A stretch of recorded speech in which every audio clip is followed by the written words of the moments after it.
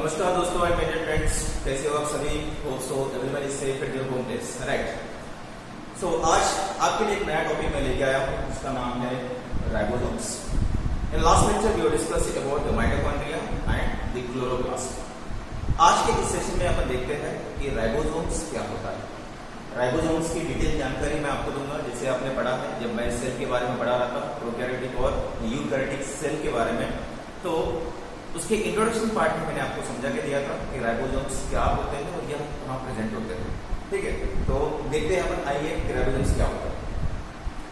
Here you can see here ribosomes जो है ये डेंस पार्टिकल्स होते हैं, मतलब इसका अपना एक वेट होता है, एक पर्टिकुलर वेट होता है। तो डिटेल में आपको समझ में आएगा, जिसको एक यूनिट भी दिया गया है। So depending on their weight उनका सेडिमेंटेशन भी होता है, उनका सेटलमेंट भी होता है नीचे जब उसका सेंट्रीफिकेशन करते हैं। तो एक डेंस पार्टिकल्स होते हैं। सो ये डेंस पार्टिकल्स होते हैं। सबसे पहले किसने डिस्कवर किया है? पैलेट इन 1953। पैलेट इन 1953 सबसे पहले इन्होंने राइबोसोम्स का डिस्कवर किया है, राइट? सेकंड पॉइंट क्या दिया है कि राइबोसोम जो है ये राइबोन्यूक्लियोप्रोटीन से बनते हैं। Ribosomes are made up of ribonucleoproteins. यहाँ पे देखिए आप, राइबोन्यूक्लियोप्रोटीन्स में दो वर्ड्स आए, one is ribonucleo, second is protein. Ribonucleo मतलब ribosomes. So ribosomes they are made up of RNA. Ribosomes किससे बनते हैं? उसका केमिकल कंपोजिशन क्या है? ये आरएनए और प्रोटीन से बनता है। So ribonucleoproteins, it is made up of ribosomal RNA and proteins. So here the ribo means for the ribosomal RNA, ribosomal RNA जिसको अपन rRNA भी कहते हैं, प्लस ये प्रोटीन से बनता है। So ribonucleoproteins made up of ribosomal RNA and proteins. और एक चीज मैं आपको बताना चाहूंगा कि राइबोसोम जो है, राइबोसोम्स के पास दो यूनिट्स होते हैं, एक लार्ज सब यूनिट होता है और एक स्मॉल सब यूनिट होता है। एक्चुअली अगर डायग्राम, अगर मैं एक रफ डायग्राम ऐसा बनाऊं तो ये इस तरह से दिखता है, ये इस तरह से दिखता है। Now this is large sub unit and this is small sub unit. So ribosomes it is made up of two sub units, large and small sub unit. Now both this sub units are stabilized by the concentration of magnesium ions. मेरे कहने का मतलब यह है कि इस large sub unit और small sub unit दोनों फ्यूज होके रखना है, दोनों को प्रॉपर्ली अलाइन पोजीशन पे अगर रखना है तो इसको अपन कहेंगे स्टेबिलिटी। तो इसकी स्टेबिलिटी जो है ये मैग्नीशियम आयन कॉन्सेंट्रेशन डिटरमाइन करता है। So normally magnesium ion concentration it will determine the stability of both these ions. ये दोनों को फ्यूज होके रहना नहीं रहना ये कौन डिसाइड करेगा? मैग्नीशियम आयन या इनका कॉन्सेंट्रेशन डिसाइड करेगा, right? This is second point. Now the next point is ribosomes में अगर देखा जाए तो इसका आउटर कवरिंग नहीं होता है, इसमें कोई भी मेम्ब्रेन प्रेजेंट नहीं होता है, राइट? सो राइबोसोम्स एक डेंस पार्टिकल है जिसमें कोई आउटर मेम्ब्रेन या कवरिंग नहीं होता है। जैसे आपने देखा है माइटोकॉन्ड्रिया में, आपने देखा है क्लोरोप्लास्ट में, आपने देखा है उसमें आपने डबल मेम्ब्रेन लेयर देखा था, तो उसमें एक मेम्ब्रेन था, आउटर कवरिंग था। लेकिन यहाँ पे राइबोसोम्स में अगर आप देखोगे तो यहाँ पे कोई भी मेम्ब्रेन प्रेजेंट नहीं होता है, right? Now next, it is made up of two unequal sub units. ये दो अनइक्वल सब यूनिट से बनता है। Just I told you right now कि this is large sub unit, this is small sub unit. Large जो sub unit है ये dome shape होता है। कौन सा शेप होता है? It is dome shape. और जो स्मॉल है इट इज कप शेप का होता है। Large is dome shape and small is cup shape. So ये दो अनइक्वल सब यूनिट्स है ना? अनइक्वल कैसे अनइक्वल है? क्योंकि वन लार्ज है दूसरा स्मॉल यूनिट है, इसलिए इसको कहा है दो अनइक्वल सब यूनिट से बनता है, राइट? अभी राइबोसोम जो है आपको पता है कि राइबोसोम्स अलग अलग फॉर्म में प्रेजेंट होते हैं। ये साइटोप्लाज्म में भी प्रेजेंट होते हैं और किसी मेम्ब्रेन के एसोसिएट में भी रहते हैं। जैसे आपने देखा था कि endoplasmic reticulum, rough endoplasmic reticulum. So वो एंडोप्लाज्मिक रेटिकुलम जो राइबोसोम के साथ में एसोसिएट है, तो उसको अपन मेम्ब्रेन बाउंड राइबोसोम्स कह सकते हैं। कुछ राइबोसोम्स होते हैं जो फ्रीली साइटोप्लाज्म में प्रेजेंट होते हैं और कुछ राइबोसोम्स होते हैं जो ऑर्गेनेल के अंदर में प्रेजेंट होते हैं।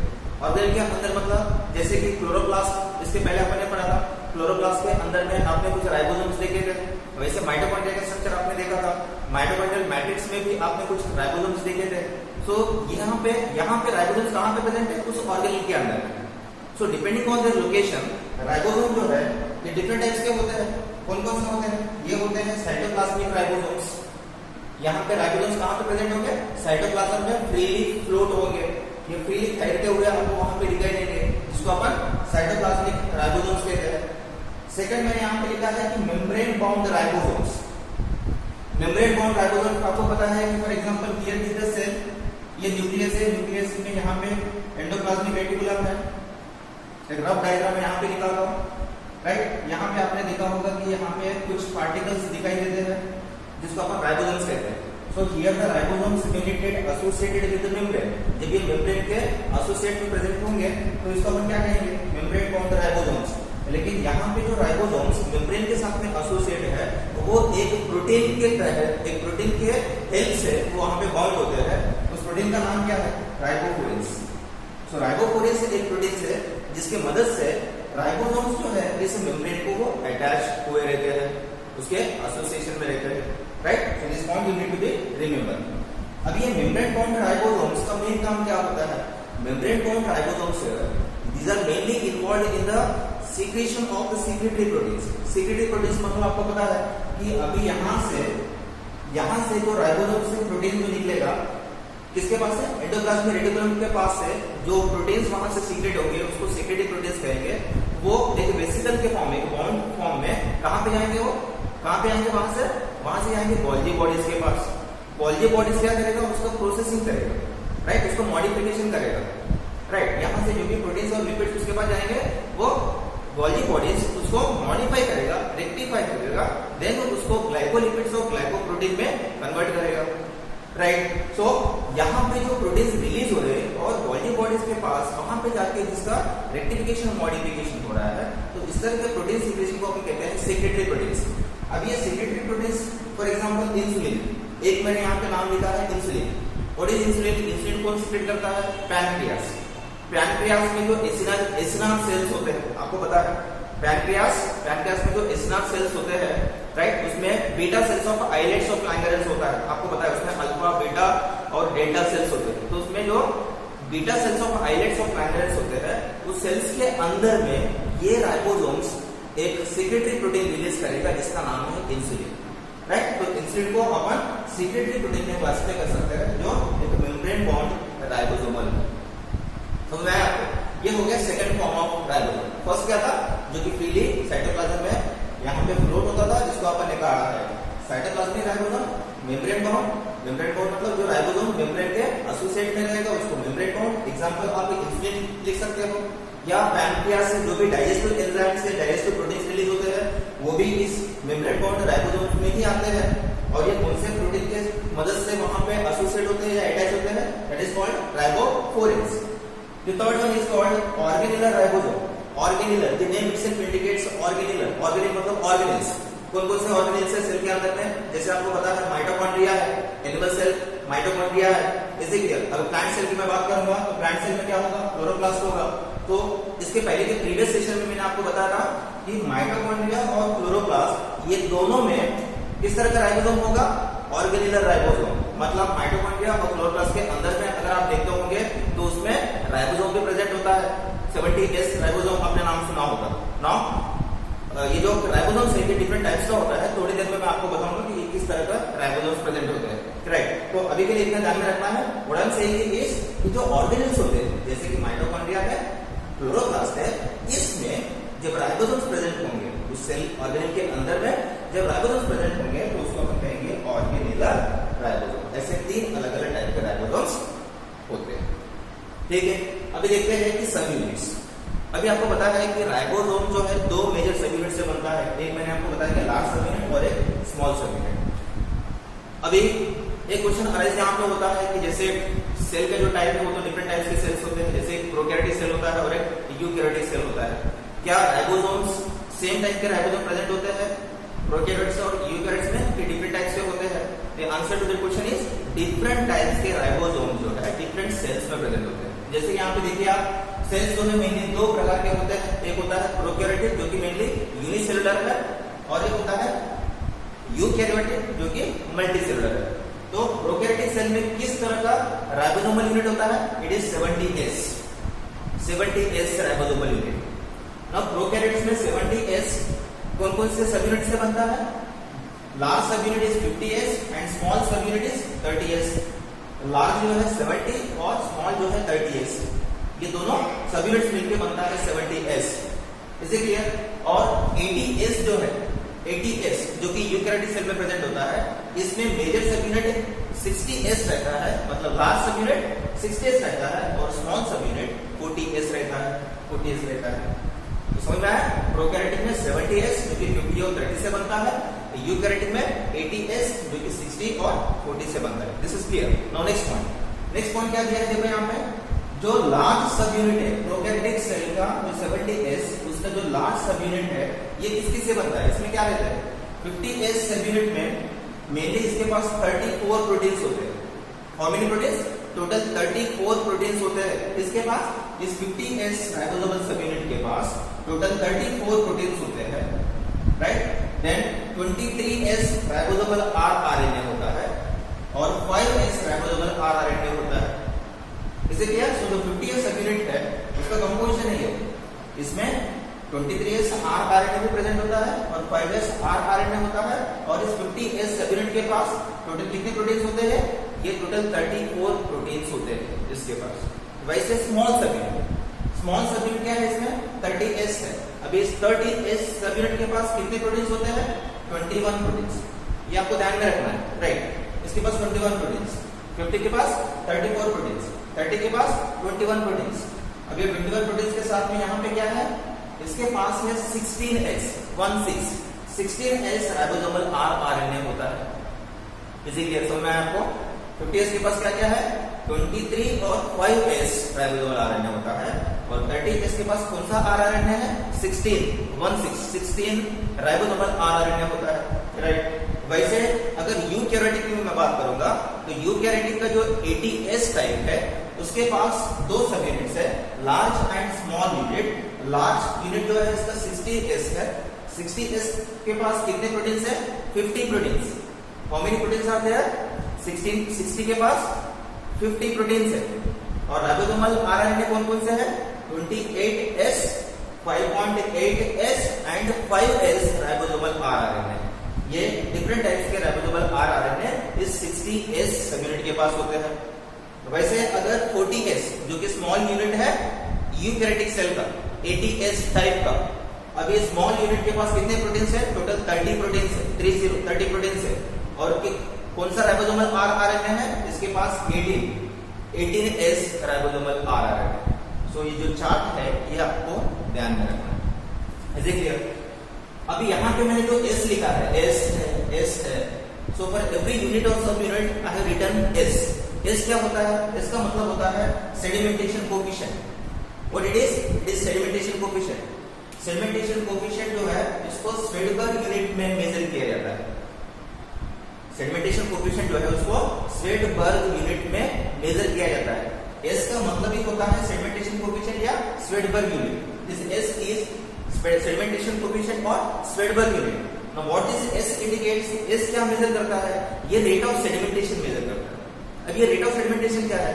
फॉर एग्जांपल सेल है, अभी सेल के अंदर में कई सारे प्रोटीन्स है, उसमें न्यूक्लियर प्रोटीन्स है, राइबोसोम्स है, राइबोसोम्स के साथ में कई सारे प्रोटीन्स है और कई सारा एडिशनल मटेरियल है उसमें। और जब ये सेल को, जब मैं इसको सेंट्रीफ्यूज करता हूँ, आपको पता है अल्ट्रा सेंट्रीफ्यूगेशन जब किया जाता है, so depending on the density of the particle ये सेटल होता है, राइट? सो 70s या 80s जो राइबोसोमल यूनिट्स है ये नीचे सेडिमेंट होंगे, और जिस रेट से, what is S? S indicate the rate of sedimentation. जिस रेट से ये पार्टिकल सेडिमेंट होते हैं, राइट, तो उस सेडिमेंटेशन रेट को इस यूनिट में मेजर किया जाता है, जिसको अपन 70s और 80s S यूनिट देके उसको अपन डिनोट करते हैं। समझ में आया आपको? सो this is about S, Svedberg unit. So Svedberg unit क्या बोला मैंने? Svedberg unit is the sedimentation coefficient which will indicate the rate of sedimentation. किस रेट से ये पार्टिकल का सेडिमेंटेशन होता है, उस रेट को अपन कहते हैं सेडिमेंटेशन कोएफिशिएंट, या और उसी सेडिमेंटेशन कोएफिशिएंट को अपन कौन से यूनिट से दर्शाते हैं? स्वेडबर्ग यूनिट से, राइट? अभी आपने यहाँ पे देखा होगा कि जो लार्ज सब यूनिट है, स्मॉल सब यूनिट है, इसमें अलग अलग राइबोसोमल RNA है। जैसे यहाँ पे आप देखोगे 5s है, 23s है, यहाँ पे 16s राइबोसोमल आरएनए है, यहाँ पे 5s है, यहाँ पे 28 है, यहाँ पे 5.8 है और यहाँ पे 18s है। सो राइबोसोमल आरएनए की अगर मैं बात करूंगा तो ये डिफरेंट राइबोसोमल आरएनए है। सो इसमें का जो 5s आरएनए है, 5s जो राइबोसोमल आरएनए है, इसका जब ट्रांसक्रिप्शन किया जाता है तो ये ट्रांसक्रिप्शन में कौन सा एंजाइम का इंपॉर्टेंट रोल होता है और ये 5s आरएनए कौन से एंजाइम के प्रेजेंस में ट्रांसक्राइब होता है। ट्रांसक्राइब मतलब क्या? Transcription process, right? Transcription followed by translation, जिसका अपन प्रोटीन सिंथेसिस कर सकते हैं। तो ये आरएनए में आरएनए पॉलीमरेज 3 इन्वॉल्व होता है, 3। कौन सा पॉलीमरेज? आरएनए का आरएनए पॉलीमरेज 3 की मदद से इस 5s आरएनए का ट्रांसक्रिप्शन किया जाता है। ट्रांसक्रिप्शन में क्या होगा? सबसे पहले ये 5s आरएनए जो है ये mRNA में कन्वर्ट होगा और mRNA जो है बाद में आके प्रोटीन में कन्वर्ट होगा। इसीलिए सो ये कौन से एंजाइम की मदद से होगा? RNA polymerase 3। किस तरह के राइबोसोमल के लिए? ये 5s राइबोसोमल आरएनए के लिए आरएनए पॉलीमरेज 3 इन्वॉल्व होगा, जिसके मदद से अपन ट्रांसक्रिप्शन या बाद में ट्रांसलेशन प्रोसेस कर सकते हैं। वैसे जो 23 और 28 है, 23 और 28s जो राइबोसोमल आरएनए है, इसका ट्रांसक्रिप्शन अपन कौन से एंजाइम की मदद से कर सकते हैं? RNA polymerase 1। आरएनए पॉलीमरेज 1 के थ्रू अपन 23 और 28 का ट्रांसक्रिप्शन कर सकते हैं, मतलब उसका mRNA सिंथेसिस और उसके बाद उसका प्रोटीन सिंथेसिस कर सकते हैं, राइट? ये दोनों पॉइंट आपको ध्यान में रखना है। और एक चीज आपको ध्यान में रखना है कि यहाँ पे एक वर्ड मैंने लिखा है पॉलीजोम्स। पॉलीजोम्स, अभी जब कई पॉलीजोम्स का मतलब क्या होता है? पॉलीजोम्स का मतलब जब कई सारे राइबोसोम्स प्रोटीन सिंथेसिस में इन्वॉल्व होते हैं। नाउ दिस राइबोसोम्स कहां पे प्रेजेंट होंगे? साइटोप्लाज्म में। When the number of ribosomes they come together and forms a chain in protein synthesis. Cytoplasm में जब कई सारे राइबोसोम्स आके आपस में जब चेन बना के प्रोटीन को सिंथेसिस करते हैं, देन उसको अपन कहते हैं polysomes. Are you getting what I am saying? क्या बोला मैंने? पॉलीजोम, पॉली मतलब मेनी, एक से ज्यादा अपन रखा तो क्या बोलते हैं इसको? पॉली कहते हैं। जोम्स मतलब राइबोसोम्स, जब कई सारे राइबोसोम्स एक जगह पे आके अगर वो चेन बनाते हैं, चेन काय के लिए? प्रोटीन सिंथेसिस के लिए, देन उसको अपन कहते हैं polysomes. Is it clear? So this is about the ribosomes and the ribosomal structure. अभी अपन देखते हैं फंक्शन। अभी फंक्शन क्या है? ऑलरेडी मैंने आपको बताया कि राइबोसोम जो है ये फैक्ट्री होता है प्रोटीन सिंथेसिस के। What is the function of ribosome? Ribosome is mainly involved in the protein synthesis. तो ये फैक्ट्री है जहां पे प्रोटीन का सिंथेसिस होता है। अब ये प्रोटीन जो है ये सिक्रेटरी प्रोटीन भी हो सकता है, जैसे मेम्ब्रेन बॉन्ड राइबोसोम क्या करता है? मेम्ब्रेन बॉन्ड राइबोसोम कहां प्रेजेंट है? फॉर एग्जांपल ये pancreas cell, acinar cells, then beta cells, जिसको अपन आइलेट्स ऑफ पैनक्रियास भी कहते हैं, वहां पे ये मेम्ब्रेन बॉन्ड राइबोसोम्स होते हैं जो सिक्रेटरी प्रोटीन्स को रिलीज करते हैं। जैसे कि एग्जांपल मैंने आपको बताया इंसुलिन, जैसे कि सो ये सिक्रेटरी प्रोटीन्स रिलीज कर सकते हैं। सो मेन फंक्शन है इसका प्रोटीन्स को रिलीज करना, but depending on its location, या तो ये फ्री साइटोप्लाज्म में ये प्रोटीन का सिंथेसिस कर सकते हैं, या सेल ऑर्गेनेल के अंदर भी प्रोटीन सिंथेसिस कर सकते हैं, या ये मेम्ब्रेन से अटैच होकर उस मेम्ब्रेन बॉन्ड लोकेशन पे ये अपना प्रोटीन को सिक्रेटरी कर सकते हैं, जिसको अपन सिक्रेटरी प्रोटीन कहते हैं। So these are the different functions. और एक लास्ट पॉइंट मैं आपको बताना चाहूंगा कि ये जो लार्ज और स्मॉल सब यूनिट है राइबोसोम्स का, इसकी स्टेबिलिटी जो है, इसकी कंप्लीट स्टेबिलिटी जो है, ये डिपेंड होता है मैग्नीशियम आयंस। मैग्नीशियम आयंस, अगर मैग्नीशियम आयन का कॉन्सेंट्रेशन कम हुआ तो दोनों सब यूनिट्स को डिस्पर्स हो जाएंगे, दोनों एक दूसरे से अलग हो जाएंगे। ज्यादा भी हुआ तो भी इसका फंक्शन नॉर्मल में रहेगा, नॉर्मल में नहीं रहेगा। कम भी हुआ तो उसका फंक्शन नॉर्मल नहीं रहेगा। स्टेबिलिटी के लिए, इसका फंक्शन अलाइन करने के लिए और इस राइबोसोम्स का फंक्शन प्रॉपर्ली अलाइन करने के लिए मैग्नीशियम का कॉन्सेंट्रेशन जरूरी है। So in the presence of magnesium only ये जो यूनिट है ये स्टेबलाइज हो सकता है, right? So this is all about the ribosomes. Is it clear? So hope so everyone is clear about this concept behind the ribosomes, right? So thank you very much.